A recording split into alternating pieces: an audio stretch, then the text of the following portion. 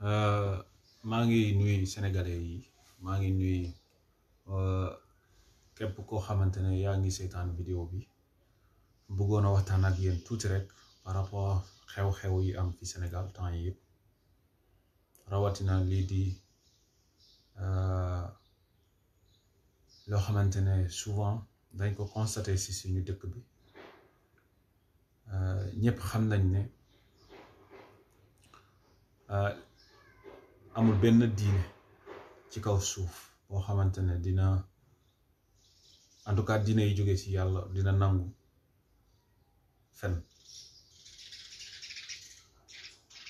fen dafa di loo xamante ne lu grave fen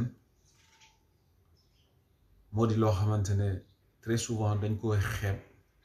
ci biir Sénégal ndax lu waaye sañ a wax te mu wóor ko ne du dëgg souvent nit ñi dañ koy jàppee comme lu yomb lu woyof ba tax nit ñi daal di ñeme di wax lu dul dëgg te di ko rafetal lu ci ëpp sax di nga am ñoo xamante ne dinañ farag yow te wóor na leen ñoom ni li ngay wax yëpp du dëgg waaye parparloo tax na nit ñi dañuy daal di gëmm ñu daal di farak koo xamante ne wóor na leen ni nekkul ci dëgg man damay faral di wax ni bu dëkk bi yàqu fe na ko yàq ndax fenn fu mu am dëgg du fa ne fenn fu mu amee doole justice mënu fa am fenn foo xamante ne fu mu amee doole rek maanaam naataange sax day nasax maanaam yàlla sax ci boppam mooy téye loxam ci askan woowu waaye nag Sénégal ñun ñëpp xam nañ ne fii wax dëgg dafa jafe lu ko war a lu tax mu jafe lu ko tax a jafe moom je pense qu'il y a plusieurs raisons à ça mais li ci ëpp mooy c'est parce que tout simplement les gens ont peur de dire la vérité ndax dëgg boo ko waxee par force faaw mu am ñi nga laal ndax da ngay xasaale sa bopp boo moytulee di nga xas ñi nga nekkal di nga xas say xarit di nga xas say morom di nga xas say mbokk waaye nag est-ce que parce que tout simplement li ngay wax dëgg la am na ñu mu war a metti war na mën a tax yow nga bañ a wax dëgg bi wala déet loolu moo jara wax ndax wax lu neex doomu aadama yi wax lu neex say mbokk bu naree yàq sa diggante yow ak sa borom ma yaakaar ne loolu war nga xoolaat bu baax sa bopp ndax lu gën ci yow mooy nga juboo ak sa borom même bu fekk ne ñoo xamante ne dañoo bokk ak yow dañ laa war a beddeeku dañ laa war a ba ñu bala yow nga nekk ak sa borom moo gën téeméeri yoon ko sa borom mereel l'islam moom wax na lu leer nañ par rapport lu jëm ci fen ndax l'islam mu ngi naan garaaw bu fen garaawee mooy am na ñu koy méngalee ak lu wees 10 njaalo maanaam yow muy doomu aadama yow boo fenee benn yoon ñu ngi misaal yow say baakaar comme koo xamante ne njaaloo na 10 fois benn fen kese waa léegi benn fen rek ñu ne la ñu ngi koy misaal ak baakaaru ku njaaloo 10 njaaloo te kenn ku si nekk si ñun kenn nangul njaaloo maanaam ñu koy def sax dañ koy rëccu boroom bu ko defee da koy rëccu te kenn musul bëgg ñu méngaloo la mbaa ñu tettal la mbaa ñu comparé la ak koo xamante ne njaalookat la waaye nag pour doomu aadama pour sénégalais fen ñu xool ñu xam nga ñu nabal ko ñu daal di ko jàppee comme lu woyof jàll ko daal di wax ci leneen yomb na lool fii ci Sénégal. En vérité gis nga fen bi lu mu fi jur ci ay tolof kenn xamul nu mu day. fen lu mu jur fii ci ay tolof kenn xamul lu mu day. man dama yaakaar ne ñun suñuy maam buñ daan xeex ci jikko lu ñuy njëkki xeex mooy fexe ba doomu aadama yi ñu yar ñu doon ñu dëggu ñu doon ñu ñeme wax dëgg quelles que soient les circonstances nag ndax wax dëgg lu muy yombal dafa bëre lu muy yombal dafa bëre maanaam même àttekat yi sax juge yi pour ñu mën a def seen liggéey nu mu waree mu yomb ci ñoom faaw ñaare yi ñuy àtte ñu doon ay wax dëgg. Je ne suis pas juriste encore moins un juge mais lenn moom xam naa ko képp koo xamante ne yaa ngi sukkandiku lépp li ngay def teg ko ci dëgg suñ boroom ci boppam sax moo lay sàmmal boppam.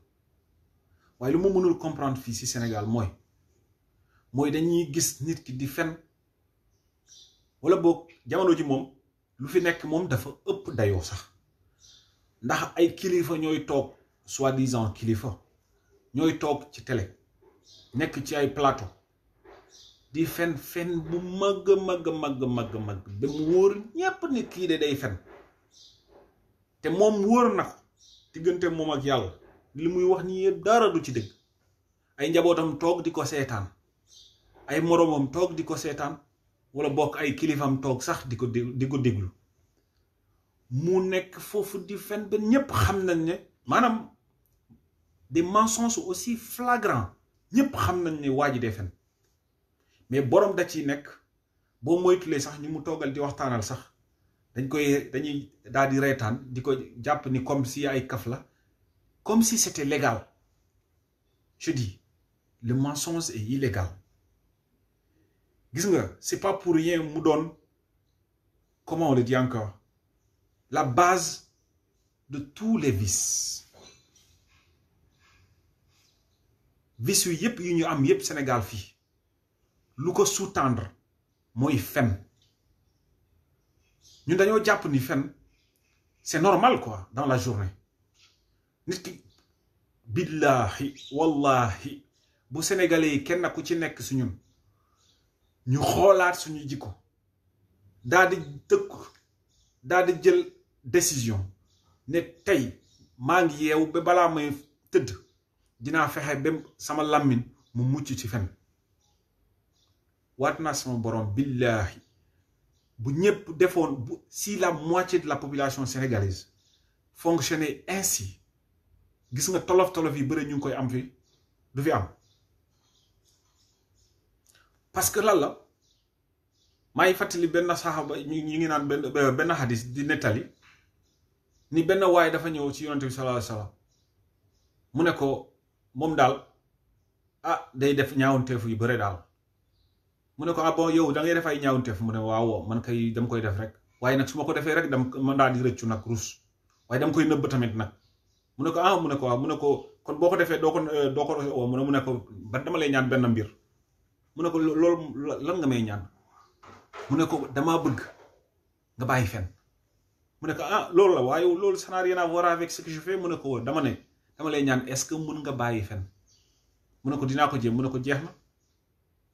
mais waa ji saa yi mu defee tuuxi doona bu ñëwee si yonent bi sallallahu alayhi wasallam mu ne ko def su yonent bi sallallahu alayhi wasallam dafay laaj tey doo loo def il était obligé de dire la vérité puisqu'il dit la vérité te rus na jëf yu muy def noonu mu ñëw di ko yeggali ci ku mel ni yonent bi sallallahu alayhi wasallam donc du coup avec cette franchise là sincérité boobu noonu moo ko pousse ba finalement il a abandonné tous les vices qu'il avait parce que lan la daf ko daan rus a wax bu koy jëf seytaane da koy jàppale mu daal di def jëf ju bon bi waaye comme def na ko ba pare day rus ñëw xamal ko ku mel ni yonent bi sallallahu alayhi wasallam pour mu xam kooku xamal ko ni dina def yu ñaawteef yu mel ni yooyu noonu c'est à partir de là que ce dernier s'est débarrassé de ses vices. Pour te dire que fen buñ ko dindee ci suñuy jikko fii Sénégal lu ci bëre ci ay tolof-tolof lu ci bëre ci ay bala lu ci bëre ci ay musiba ma ne la lu bëre dina sotteeku même en terme de négoce li jëm ci commerce bés bu ñu dindee fen ci suñu commerce bés bu ñu dindee fen ci suñu dundin ci biir kër yi bés bu ñu dindee fen ci lépp loo xamante ne suñuy activité quotidienne la billahi benn réew du raw Sénégal benn réew du raw Sénégal te man lu ma ci jaaxal mooy fen dafa di fee boo xamante ne du suñu cosaan du suñu diine du suñu aada du dara maanaam le mensonge n'est accepté nulle part amul benn fànn ci suñuy suñuy ndono maanaam suñuy civilisation suñu culture fu ñu accepté fen waaye Sénégal jamono ji yi nii nit ñi dañ dem ba ñu banaliser fen dañ ko ñàkkal fayda mel ni loo xamante ne c'est tout à fait normal alors que loolu musiba la parce que yàlla ci boppam moom mooy décrire boppam nee moom mooy dëgg donc lu dul dëgg fen la te lépp luy fen maanaam du yàlla du yonanti bokkul sax ak ñun alors nooy mënee woote ni yow yàlla nga gëm nooy mënee woote ni jullit nga nooy mënee woote ni chrétien nga ba pare yow nga nekk ci loo xamante ne yàlla nee na moom loolu bokkul ak moom. Imaginez maintenant bu fekkee benn fen rek équivalent 10 njaaloo la par exemple parce que ëpp na ko en réalité mais imaginez bu fekkee benn fen rek équivalent 10 njaaloo la waaye léegi Sénégal léegi ku daal di fen pendant ku fen 10 fois dans la journée ça c'est le minimum pour certains parce que ñenn ñi moom man dama yaakaar c'est de la mythomanie finalement te xam nga fu mu gën a graawee sax mooy nit mun na wax loo xamante ne wóoru ko mu doon erreur mun nañ comprendre yooyu noonu parce que man mii di wax ak yéen je ne peux pas mettre la main sur le Coran en disant que je ne mens pas non mais ce qui est important dans ce fait c'est l'effort que chacun doit déployer pour éviter le mensonge mais da nga gis ñenn ñi dañ koy def délibérément maanaam ñoom dañ ko jàpp comme loo xamante ne lu normal la quoi nit mun na fen ndax dafa ragal nit mun na fen ndax am dara nit mun na fen ndax mu am lu mu lekk nit mun na fen peut-être mu am pour lu mu war a mën a yóbbu këram njabootam tout ça là c'est des manquements on l'accepte et peut-être tolérable mais nit bu demee ba mu wóor ko ni lu muy wax ni dëgg te rawatina nag ngay wax loo xamante ne leer na la ni dëgg benn ñaar mooy mu wóor la ne lii war na mën a jur musiba ci sa wet war na mën a jur musiba ci sa njaboot war na mën a jur musiba ci société bi mais taxul yow daal dara taxul nga dellu ginnaaw passer toute sa journée à mentir boo fenee fii nga jógee fa dem feneen fen fa jógee fa dem feneen fen fa ainsi de suite toute la journée maanaam tout le long de ta vie yow daal say activité dem la ñu woon mooy fen rek di fen rek après ñu bëgg nag lépp lu ñu